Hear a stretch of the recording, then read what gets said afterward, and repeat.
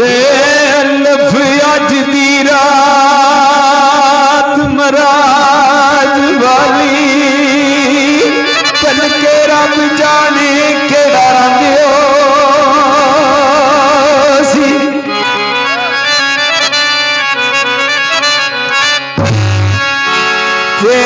कटू तुसा जे विछड़े फिर यार मिलसानो किथे बल्ला पले बड़ा सामो सी